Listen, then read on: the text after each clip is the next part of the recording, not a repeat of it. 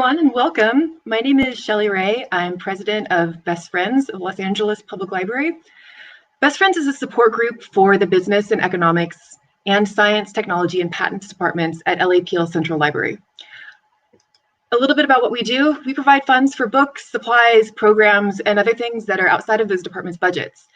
In the past year, we've provided nearly $3,500 for things like an honorarium for mindfulness meditation instructor, lunch for volunteers, providing tax assistance to patrons, donation to the African American Firefighter Museum, and to the Octavia Lab for supplies for PPE production, which we're all here to watch the story of today. Best Friends is able to provide this kind of support by fundraising. And historically, our main fundraising was a monthly book sale and 2 luncheons with guest speakers each year. So as you can imagine, we haven't been able to do those things this year, and we're relying mainly on membership in order to sustain our ability to support the library. So if you're interested in supporting work like the face shield production in the Octavia Lab, consider joining Best Friends. You can learn more and subscribe to our mailing list on our website or by scanning the QR code on the screen. And also feel free to reach out for more info just by emailing us at best.friends.lapl@gmail.com. And with that, it's an honor to now introduce the premiere of Making Face Shields, Octavia Lab's Persistence in a Pandemic.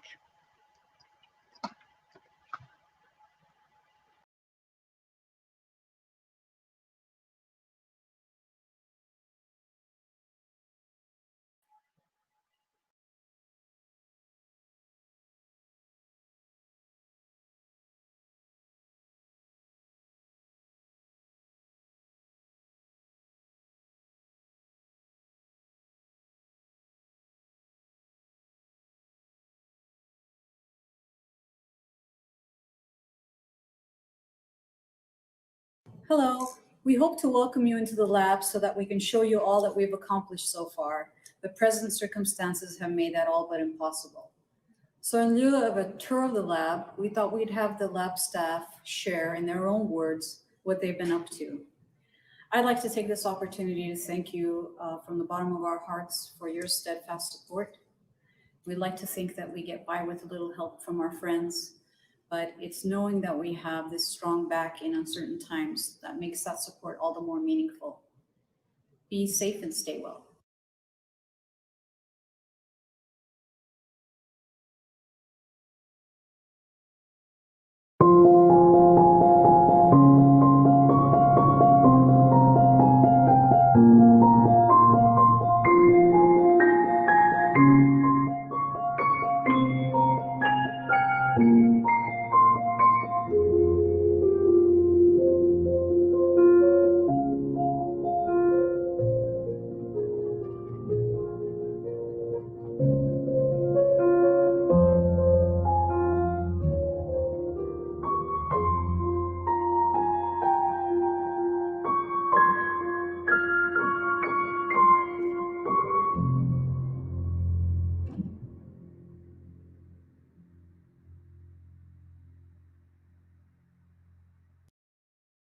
How the makerspace came to be, all of that was desired by librarians or by a library admin and by people who work at Central Library, by supervisor, about having a makerspace at Central Library.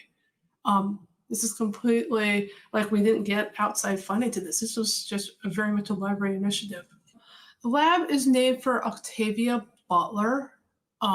We were very, very excited to name the lab after such a famous writer, kind of big thinker, and staff were very, very excited about it. She loved the library so much that she became a library volunteer, teaching an adult literacy program.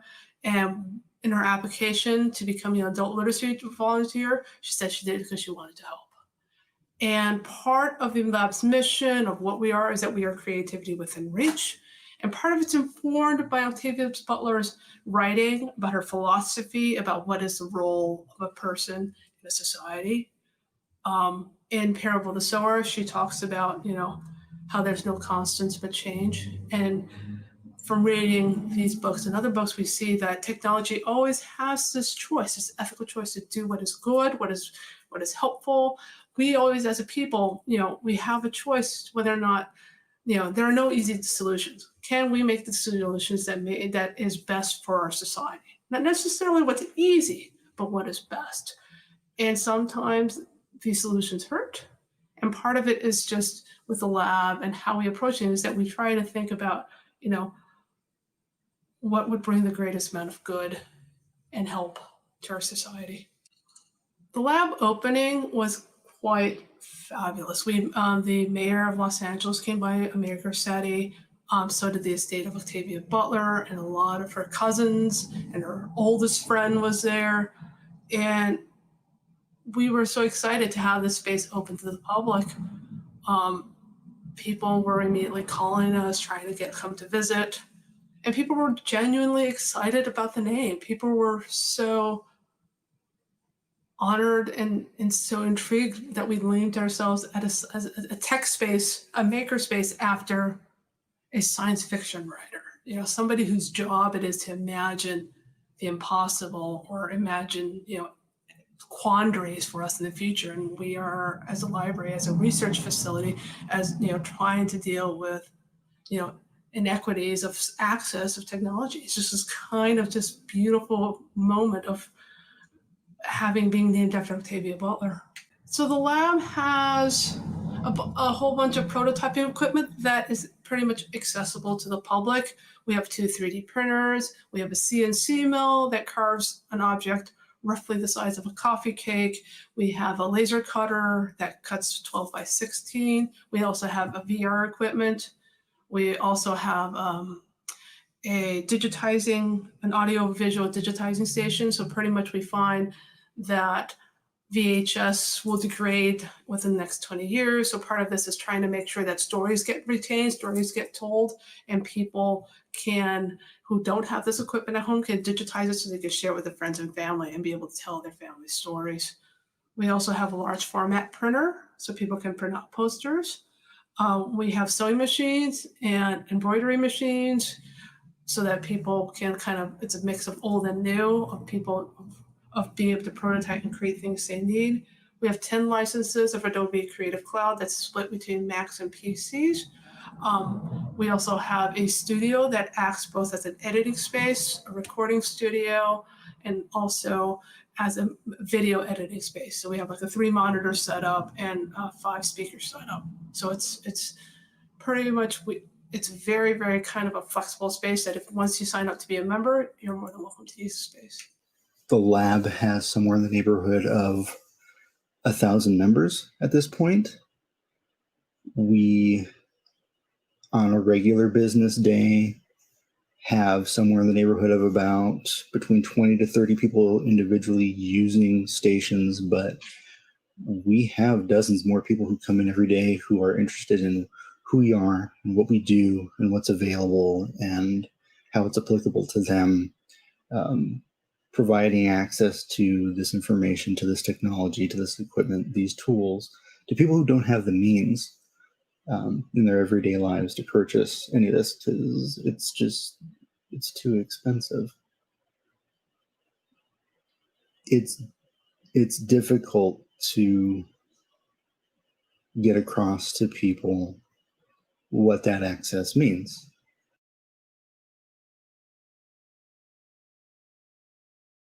A regular day at the library was customer service, pulling the router, processing magazines, making copies, giving lab tours, process books, shelving and organizing books, repairing materials, running around like a chicken without a head sometimes. Very busy, very different.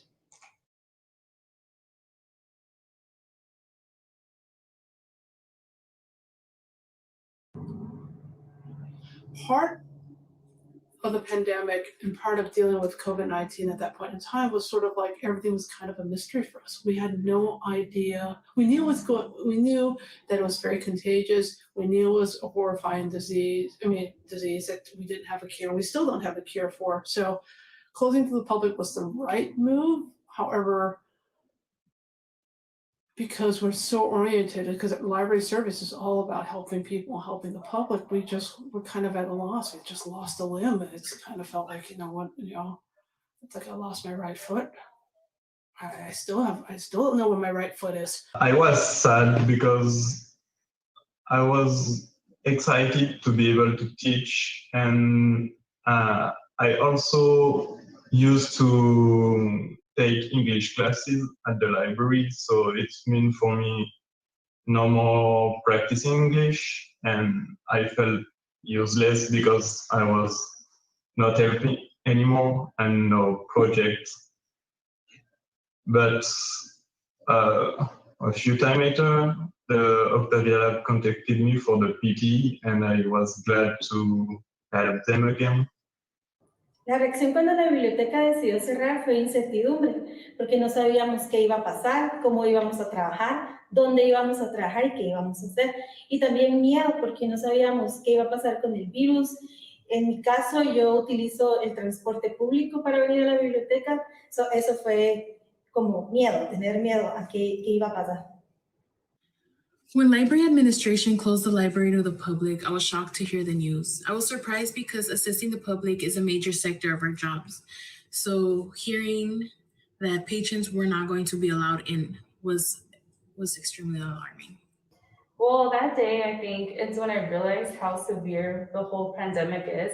And I thought it was only going to be like a 2-week thing, but it has turned out into, months. And now we're in a situation where we don't know how long this is going to last. So, just getting used to this whole situation where the whole library, used to be filled with people coming in and out every single day. Now seeing it so empty and so quiet, it's something that is really, I think it's really hitting us really hard.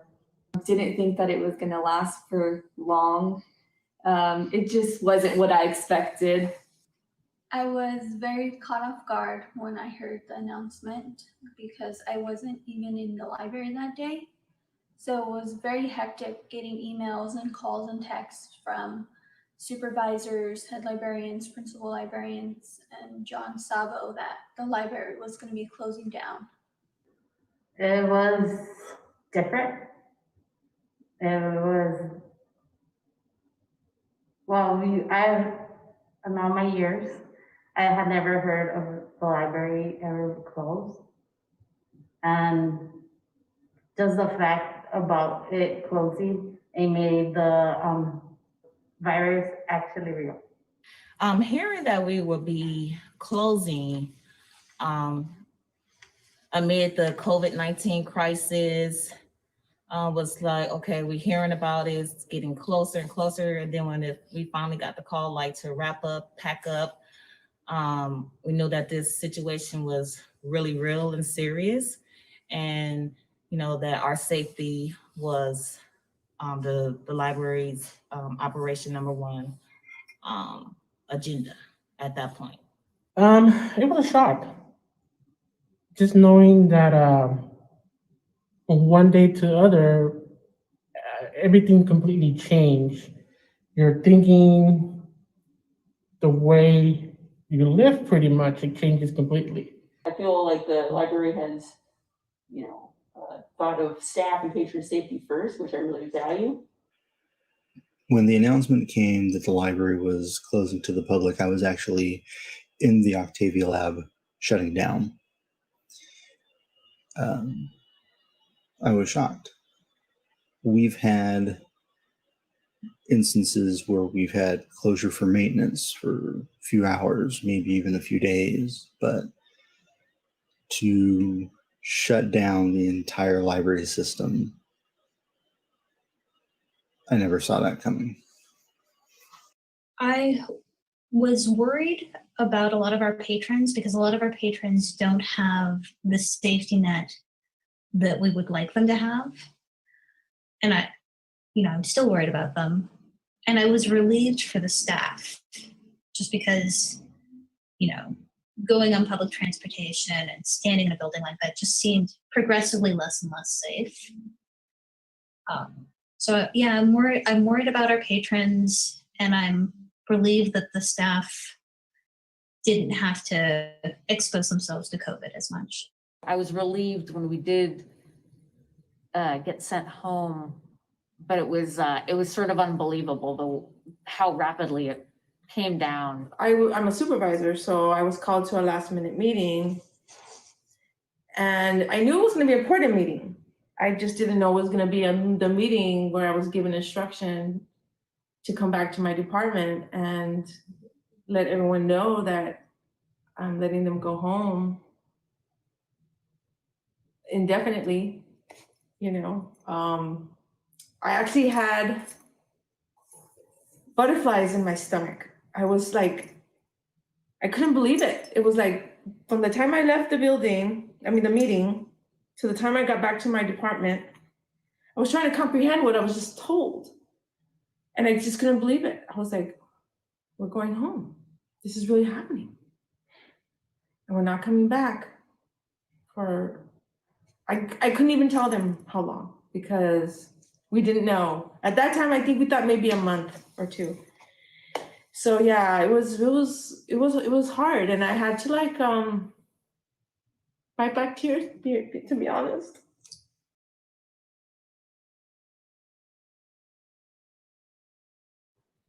It's much quieter for one. It's lonely, it's quiet, different. It's definitely much different. Not being approached constantly by patrons asking for help. It's very quiet, it's very different. It makes it seem, it lets us know, how severe this whole situation is. It's very different. It's kind of lonely. I really miss the hustle and the bustle of this building.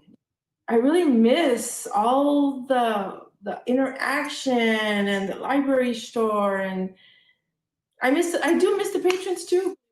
I miss having life in this building. It's really not the same.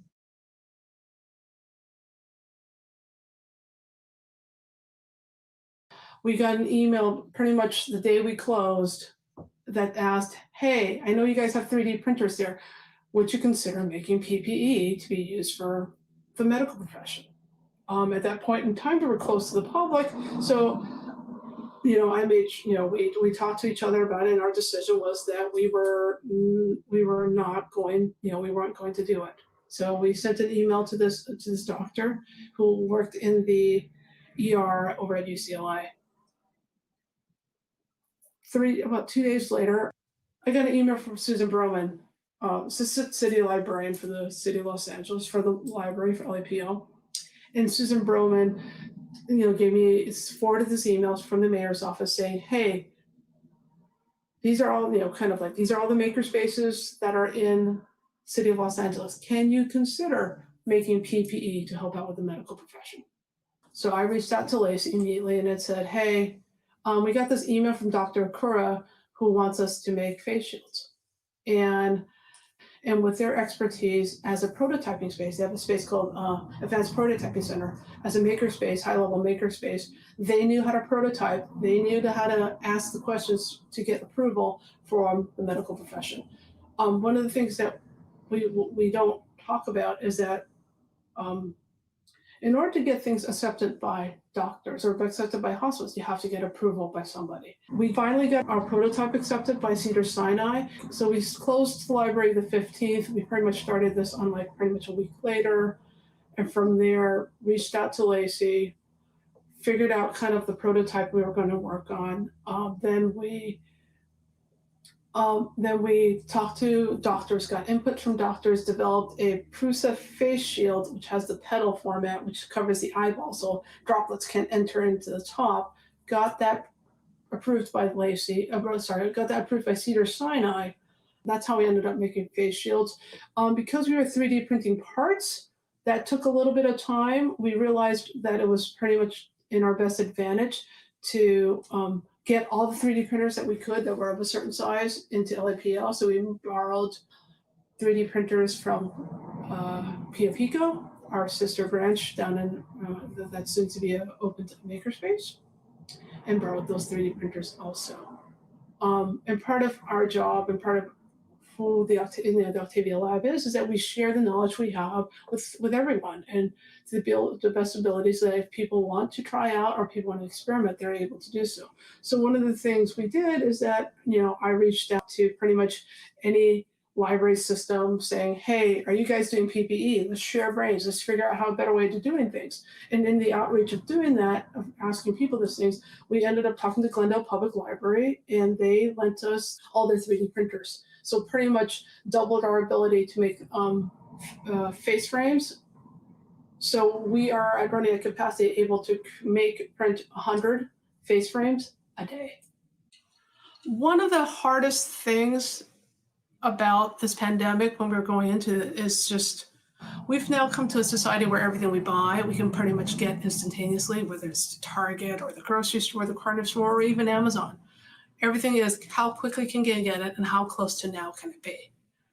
And in exchange for this efficiency, we have given up on resiliency.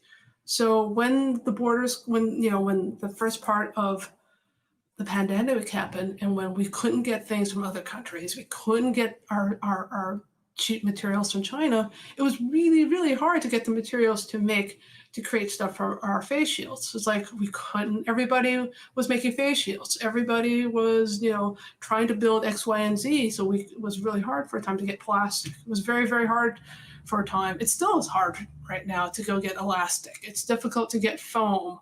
It was difficult to get, 3D printer filament. There were places that ran out of 3D printer filament. So for us, it was just like there was no resiliency in where we could purchase materials, that we were forced to, at some point, just have to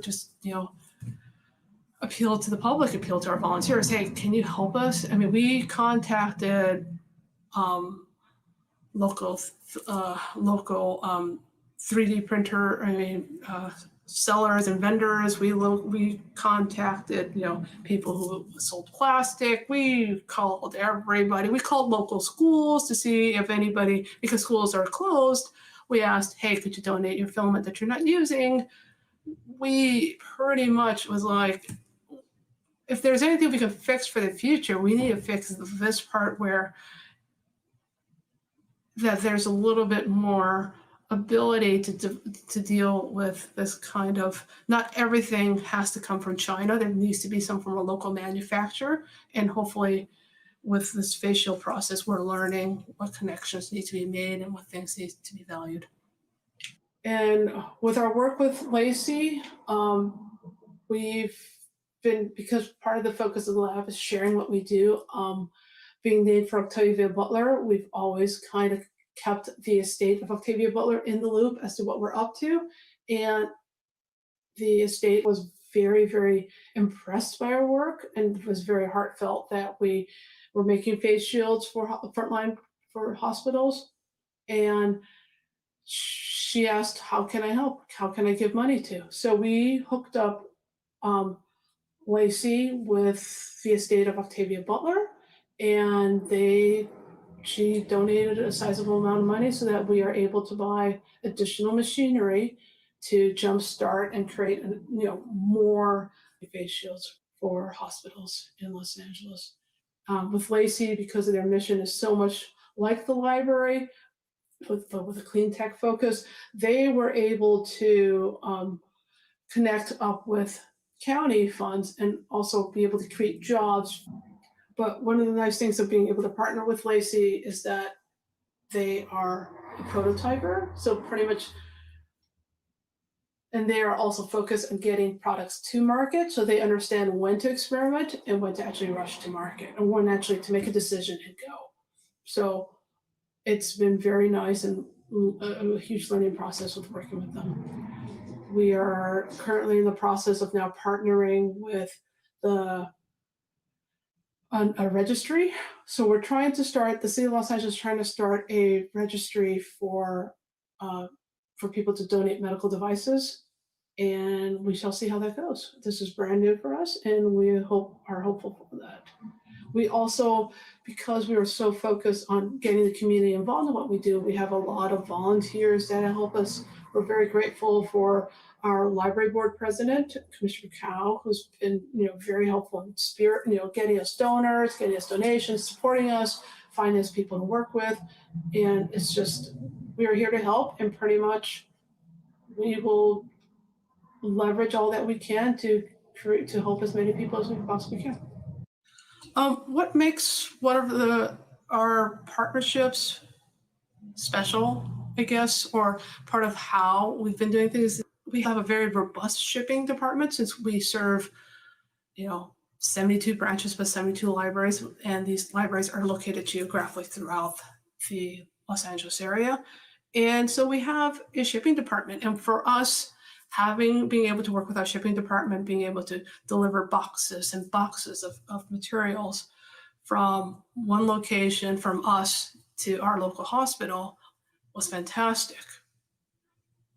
When in our current venture right now, we're actually taking face shields that are being made in Baldwin Park and then delivering it to a local hospital. And we're now scaling up from what used to be a couple hundred to 1,000.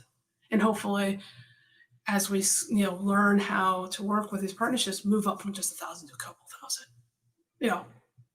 Little steps.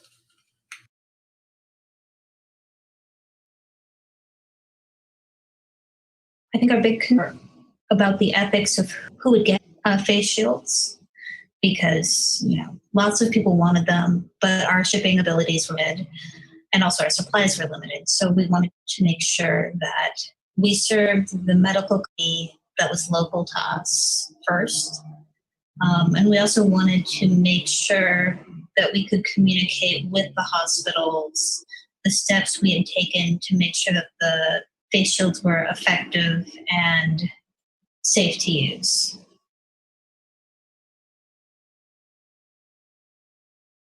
For me, one of the challenges was to respond as fast as we can and try to, for example, for the design, trying to find some fixes or respond to every needs in a short period of time.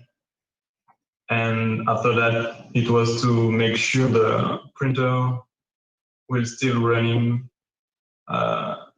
and give the best quality for the PPE. In fact, we tried to find the best design for the PPE, and because the Octavia lab had to supply some parts, we need to redesign the face shield according to the supplies. So my first step was to redesign to fit the needs. I help also with the 3D printing files to match the print job to the shift time and quality.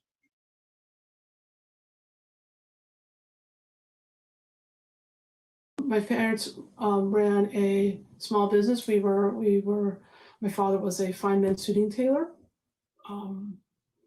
And I spent a good couple of years also as a bookbinder. So I have a lot of experience doing very fine detail work, of doing accused quality control, of shipping to manufacturer, and also making sure we manufacture to a timeline and to specifications. As a bookbinder, one of the first things you do when you try to scale up is you find jigs, you find shortcuts, and you try to streamline processes. So a lot of how we do and manufacture face shields here comes from a lot of my experience with getting things down to a system, to streamline to a process. Similarly, the shipping side of things, logistics doing that side, I made sure that was pretty much ironed out, figured out before we even started. I made sure there were spreadsheets, I made sure there's documentation, I made sure that people needed a script, got a script. So we were pretty much staff, that joke about, when we were all sent home, that first week where I thought, okay, I'm gonna learn Photoshop now. Okay, I'm gonna learn Illustrator. I'm gonna learn InDesign and be InDesign genius. That went dashed immediately. And I immediately had to figure out how to manufacture, how to get machines that are, 3D printers. Our hobbyist 3D printers are meant primarily for prototyping, it's not really meant for manufacture. So learning to work these machines to the degree every day, learning how to fix those problems, learning how to, modify files. We're very grateful for Francis Fayard for his prototype, for his 3D modeling skills. It's been fantastic. I think the major decision that I made with contacting hospitals was that they could set the parameters of what they wanted wherever they needed them to be. And we would just decide whether or not we could meet those parameters. So it was never a question of going to the hospitals and saying, take these things. It was more about figuring out what they needed and if we could meet those needs and if we could, getting them to them. It varies a little bit based on the hospital because the way that their contact information is publicized is not universal. But it involves a bit of research into the institution to see if they have made requests for face shields, to see if their staff has made requests for face shields, to see if they have a foundation or if we can get in touch with the supply chain operators. A lot of times that involves, with the smaller hospitals, a lot of times that involves just calling up the operator at that hospital and asking to be put through to somebody. But at bigger hospitals or bigger hospital systems, it might involve several layers of people and several different branches of administration.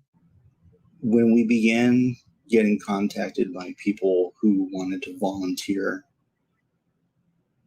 we had to very quickly figure out how we were going to respond, and how we could most effectively take advantage of the things that people were offering us. So right away, we had to draft up some policies and procedures. As far as policies are concerned, the number one concern for us is the healthcare industry.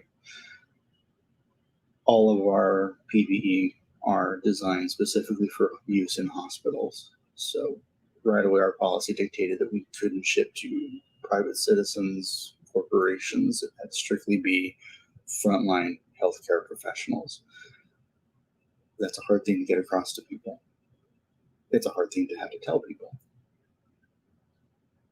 Next down from that is, for those who are looking to help, how do you best make use of the resources they're making available to you?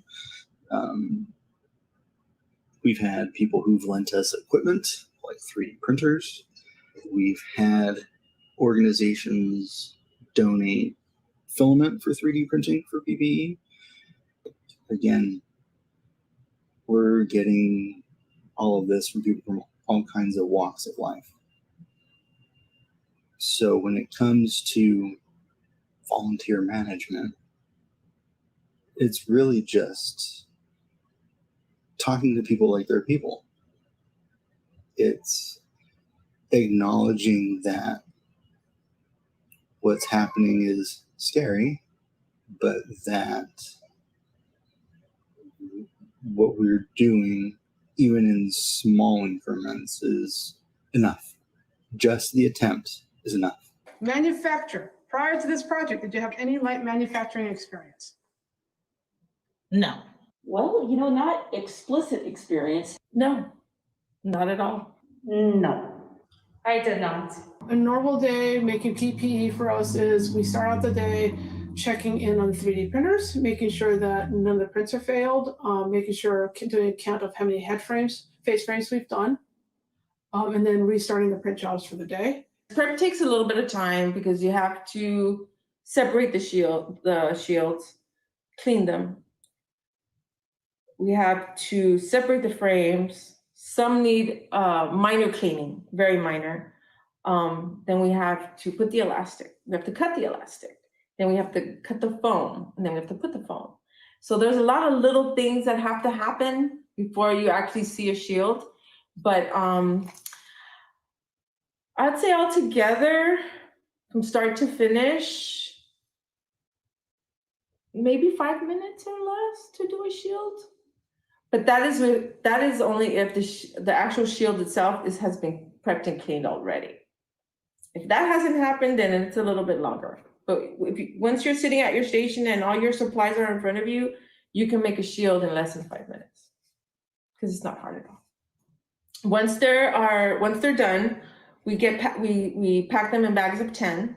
We label them, PPE, the amount. We write the word face shield so that people know what they're getting, and we pack them in boxes. And we tape them with a label telling the donee not to open for 72 hours. And that's pretty much it. We try our best. So far, we've been on point to deliver once a week. I think maybe only once we had to deliver the following week, but usually it's once a week and every Friday. Our shipping guys are pretty awesome. They're available. They drive and pick up for us. So yeah, it's definitely a huge effort and a team effort on all sides. You know, the telecommuting, people at home, the people here, shipping. Yeah, it's a big group job that helps make this all work well.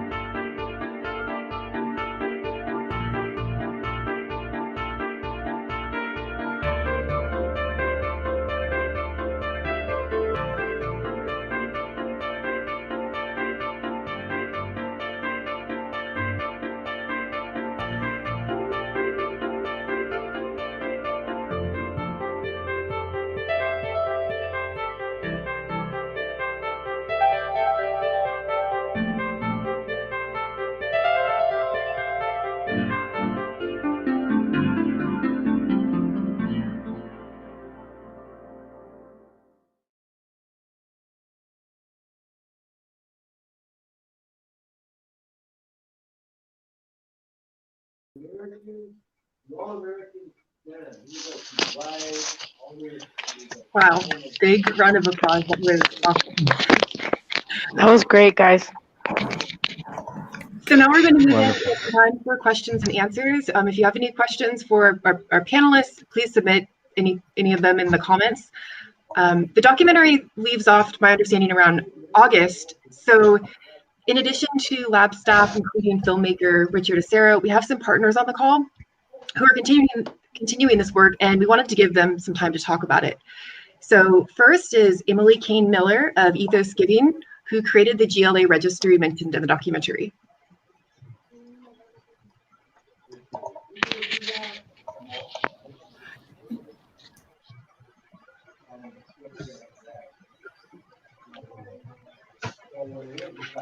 Emily, I think you're on mute still.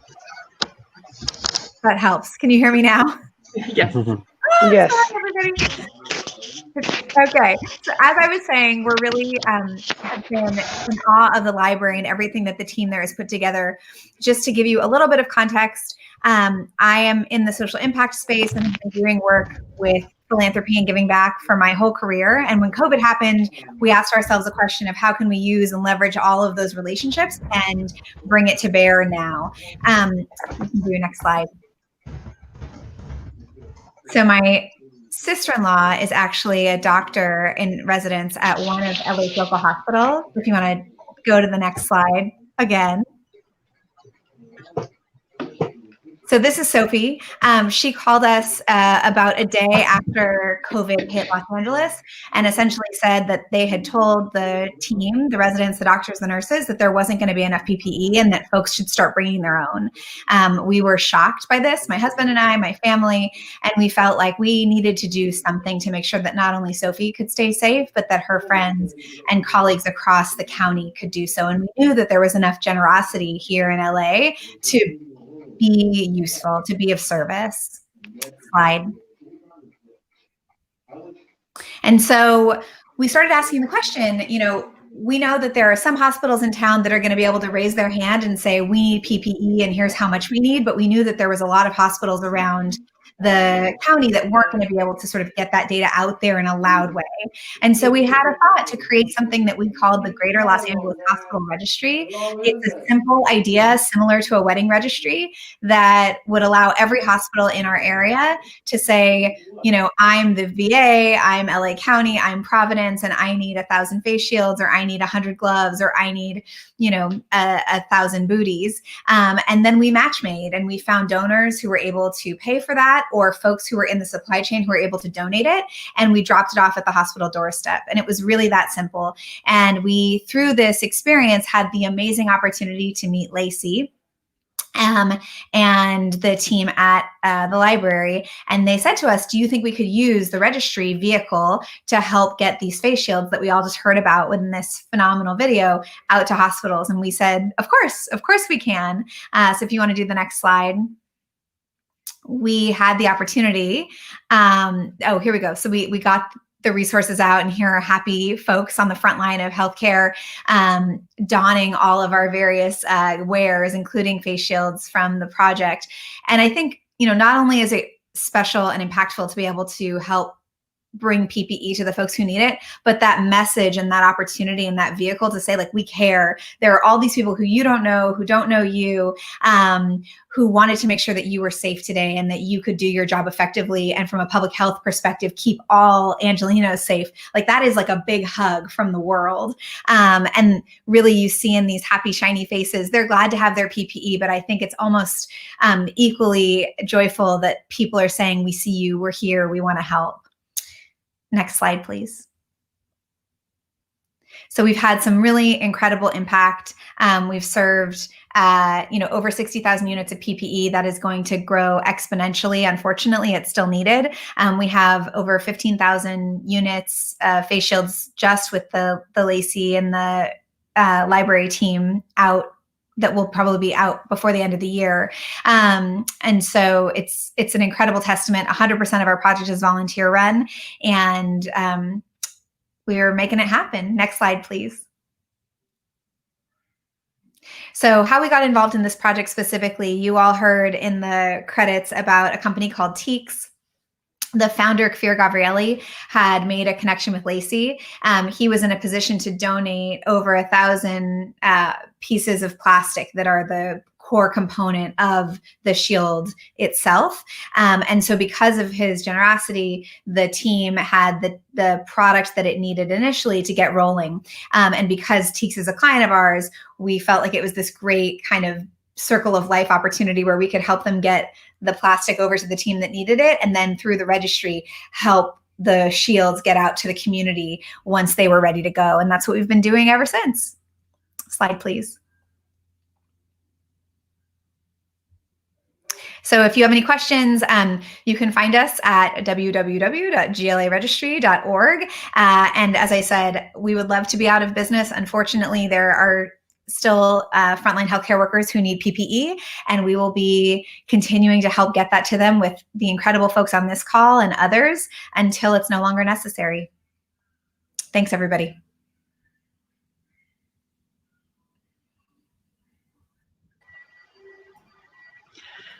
Awesome. Thank you, Emily.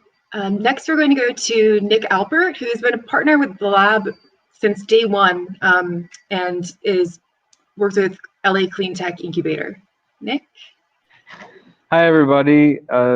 Thank you for watching and participating.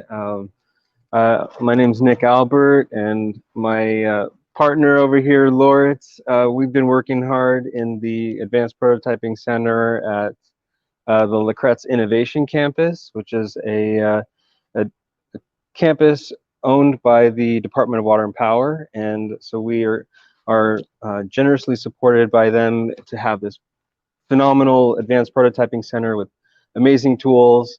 We are surrounded by amazing people through this this situation that we've had to really bootstrap and become inventive and innovative. And it's wonderful to have such amazing partners to support and encourage and to fill gaps where we've needed. And our heart really is in the stewardship, the support of our local manufacturing, the support of our hospitals. And our goal really was to see what we could do. Our team came together and started problem solving, and each has really kind of fit into this wonderful supply chain that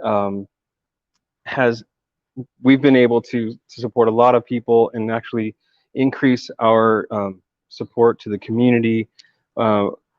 Big thanks to Goodwill and to LA County WEDEX also, who have been supervising the over 100 youth workers to come in. So we've actually been able to employ people during the pandemic, responding, assembling PPE, and using these amazing tools and our own creativity to develop the right product, to work together and find what exactly is the best thing for us to do, what is most helpful, and to be supported. And we got incredible encouragement from the Octavia Butler estate, just wonderful people, and you know, that has really helped to fuel us. You know, our encouragement from the arts community with Metabolic has been phenomenal. And you know, it's just great to see a team come together and really use the resources that we have at hand. You know, V said earlier in the presentation that, you know, we've been creative. What can we do with what we have, and how do we develop that resiliency? So this, even though this challenge has been, you know, a huge impediment to our entire world, we can do it together. We can actually get creative. We can get facilitate with our strengths, and it's been phenomenal, because our goal here at Lacey is in stewardship, is in developing solutions for, you know, against climate change, and to make better use of our resources and develop local economy.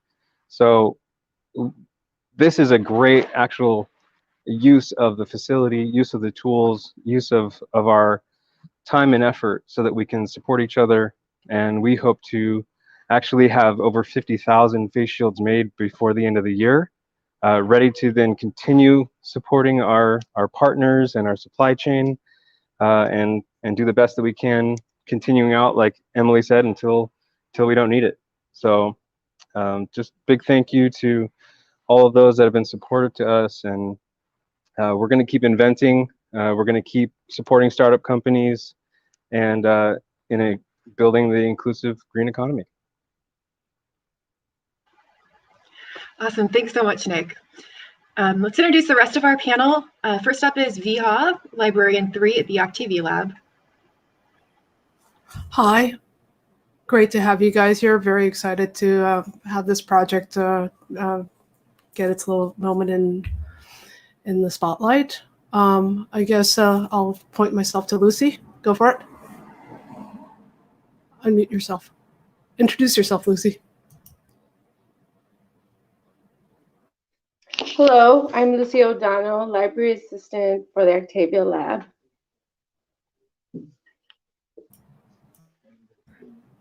Go, Richard. I'm Richard DeSaro, Administrative Clerk for the Octavia Lab. Great. So to start off our Q&A, I actually wanted to go to Emily first. When we were talking before the call, it came up, why a database is a solution to this? And you're like, well, I'm a nerd. That's what I do. And I love that so much. So like nerd to nerd. My curiosity is how do you keep this up to date? Like sync up with all these organizations to keep it relevant? Yeah, no, thanks for that question. So it's much more manual than I had hoped. If there are any folks on the hospital side listening, we would love your support to have this be a little bit more turnkey. But the truth is, we have just a really amazing team of folks who care about this project. We have relationships that we've built at over 20 hospitals in LA County, and we call and we reach out and we send emails and ask what the latest and greatest is in terms of needs, and then we manually put in the data. So that's how the sausage gets made. But the big idea is that there's some clarity in terms of best and highest need, and it also allows us to scale the support. So if we need to order 1,000 units of blank for one place, but we could order 20,000 of units if we were looking at it countywide, it helps us to get things a little bit cheaper and a little bit more efficiently. Brilliant. This question's for Nick from Lacey. I was wondering if you could tell us a little bit about the other projects that you support and how those led to partnering with the lab for this effort. Certainly. We knew that they had a 3D printing capability, and so that was, traditionally we've been a makerspace and also a support to our incubating startups within Lacey, because we're essentially a clean tech incubator. So as we're supporting those startups in their product inventions and also in the arts community for our artists in residence program, we handle a wide range. We have several labs that can handle multiple different processes. So we have a chemistry lab, we have an electronics lab, 3D printing lab, computer-aided design, welding, and a machine shop with lots of equipment. So there's great versatility. And we're also surrounded by the product development world. So we have constant inventions happening. Numbers of products, people experimenting with materials for carbon capture that would directly work on a vehicle, or a way of creating a low-cost air conditioning unit for the community and for residential and solar panel installations, different hardware, and different like art projects that are very poignant to support like a stewardship model and also carry the message of sustainability through our economy. Does that help answer? I can give more specifics. I can nerd out on this. No, that really does help. I think that answers that part of the question. As I said at the start of the Q&A, I believe the documentary left off in August. So I was wondering if if the lab could bring us up to speed on what has happened since then, as far as the partnership, even we saw the production counts at the end of the documentary, maybe where you're at now with those different metrics. So I think we're now at 20, well, what did Emily say? 26 hospitals and like 19,000 face shields at this point in total from That's between right. our partnership with Lacey and the Los Angeles Public Library. So basically when that documentary stops in August, Andrea, who works at the science department, was still handling the phone calls, cold calling, doing what Emily's doing right now, cold calling hospitals, trying to find people who accept our face shields. At that point, we were scaling up. We partnered with Emily with Ethos Giving and made it so that it was, becoming more systematized. Nick, Thank you, Emily. Thank you, Emily. Yes, thank you. And then I think Nick with Lacey then partnered with county. You probably talk about this better than I can. WEDAX and also Goodwill Industries, and we were able to hire youth workers to also then increase our production from just a few hundred to now a few thousand. So it's this is a huge thing where we say a few thousand, I really mean a few thousand each week. So right. yeah, our goal is 2,500 a week, and we're starting to hit that. Yeah, we're very, very thankful for the library's shipping departments. They are the real heroes here. I mean, we couldn't have done this without them, for sure, 100%. So for producing on that scale for this period of time, has the equipment that you're using been able to hold up to keep up with that? We were gracious enough or we were graciously given support for new equipment for the production of the face shields, and it's holding up quite well. We spec'd everything out, and I can take you over there to see it if you'd like. So awesome. This is a shot of the lab as it is, our prototyping center, if I'm not too shaky with the camera. So we have, over here is our clicker press station. So it's a hydraulic press, and we actually have a second one now. And this lets us cut 2 face shields out at one time. And we can do 2 face shields about every 15 seconds. So we just use this machine here. We log how many we have cut out. And I think the clicker on here now says 5,700. So that's over 10,000 that have been made just on this machine here. We're very thankful to Octavia Butler Estate for helping us get that. So it's enabled us to also train interns and put others to work even in the shops here during this difficult time. So now we're moving forward. These are going to be headbands soon, and we should be receiving another 1,000 sheets of material so that we can continue production. Awesome. So where do you guys see this going from here? With is it different types of PPE to produce? What opportunities and what are your plans to continue this effort together? For the lab, we are here pretty much to help out the community. So whatever is next step and whatever is our greatest need from the community, that's where we're going to be. So we have other projects that we're working on that we're not quite ready to talk about. But our first and my priority right now is helping out and surviving this pandemic. That's it. We are here. That's what it takes first.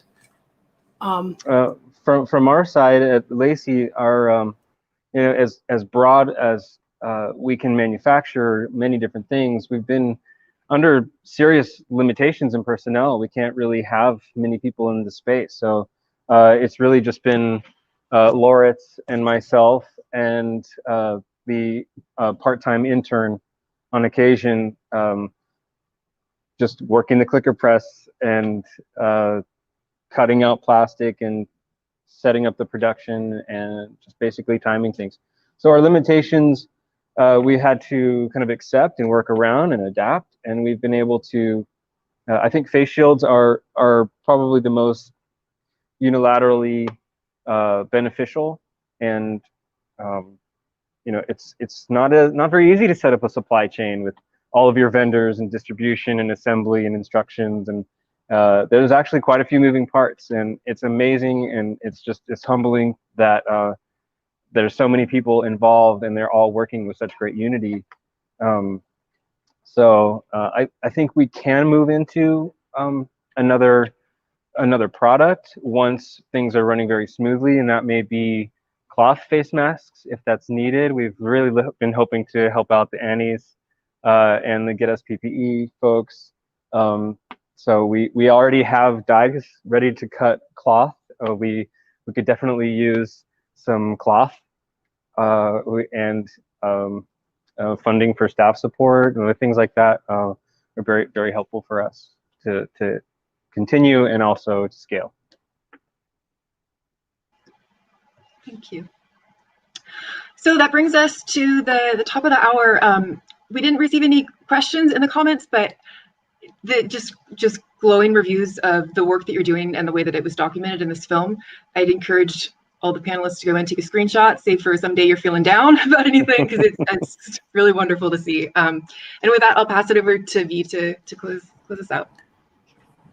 So again, thank you so much for attending our world premiere of our lab documentary. We are very, very thankful for the support of all our volunteers, our donors, all our new partners that we've made. We've kind of traveled the world with this project at this point, and we're very, very excited to be able to help the community and really kind of give this kind of big hope to the world. We're definitely grateful for the support of the estate of Octavia Butler. Thank you. I mean, Octavia Butler, you are an inspiration. Speaking of Octavia Butler, I'd like to give a promo out to an upcoming program that's happening on December 3rd. Our very own city librarian, John Zabel, will be speaking with Linnell George about the brand new book about Octavia Butler. It's on the same channel that you're watching it on, and we'll hope to see you Thursday, December 3rd, 2020 at 3:30 p.m. Thank you. Have a wonderful day, guys. Enjoy your weekend.